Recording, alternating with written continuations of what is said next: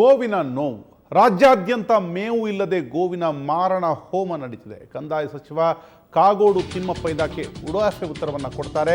ಎಲ್ಲೂ ಕೂಡ ಗೋವುಗಳು ಸತ್ತಿಲ್ಲ, ಸುಳ್ಳು ಮಾಹಿತಿಯನ್ನು ಕೊಡ್ತೀರಾ ಎನ್ನುವಂಥ ಮಾತನ್ನು ಹೇಳ್ತಾರೆ.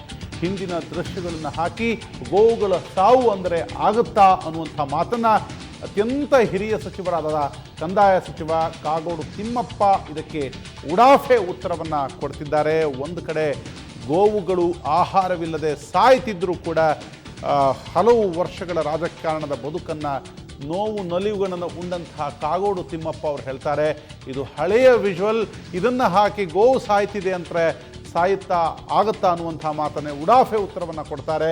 ನಿಜಕ್ಕೂ ಕಂದಾಯ ಸಚಿವರಿಗೆ ಇದು ತರವಲ್ಲದ ಹೇಳಿಕೆ ಅನ್ನುವಂಥದ್ದು. ಗೋವುಗಳ ಮಾರಣ ಹೋಮ ರಾಜ್ಯದ ಹಲವು ಭಾಗಗಳಲ್ಲಿ ಆಗ್ತಿದೆ. ಒಮ್ಮೆ ಆ ಊರುಗಳ ಸಂತೆಗೆ ಹೋದರೆ ಗೊತ್ತಾಗತ್ತೆ, ಬಡಕಲು ಹಸುವನ್ನು ಮಾರಲಿಕ್ಕೆ ನಿಂತಿರುವ ರೈತನ ಕಂಗಾಲು ಸ್ಥಿತಿ. ಕಂದಾಯ ಸಚಿವರೇ,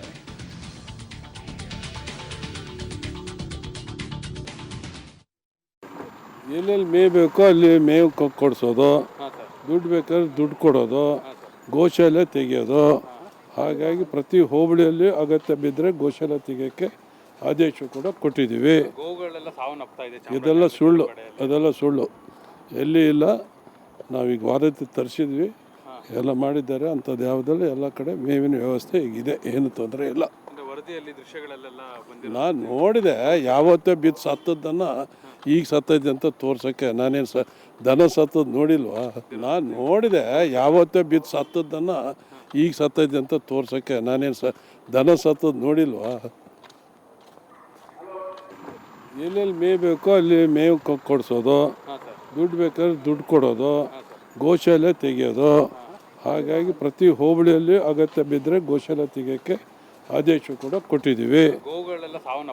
ಇದೆಲ್ಲ ಸುಳ್ಳು, ಅದೆಲ್ಲ ಸುಳ್ಳು, ಎಲ್ಲಿ ಇಲ್ಲ. ನಾವೀಗ ವಾರತಿ ತರಿಸಿದ್ವಿ, ಎಲ್ಲ ಮಾಡಿದ್ದಾರೆ. ಅಂಥದ್ದು ಯಾವುದಲ್ಲ, ಎಲ್ಲ ಕಡೆ ಮೇವಿನ ವ್ಯವಸ್ಥೆ ಈಗಿದೆ, ಏನು ತೊಂದರೆ ಇಲ್ಲ. ನಾನು ನೋಡಿದೆ, ಯಾವತ್ತೇ ಬಿದ್ದು ಸತ್ತದ್ದನ್ನು ಈಗ ಸತ್ತೈತೆ ಅಂತ ತೋರ್ಸೋಕ್ಕೆ. ನಾನೇನು ದನ ಸತ್ತದ್ದು ನೋಡಿಲ್ವಾ?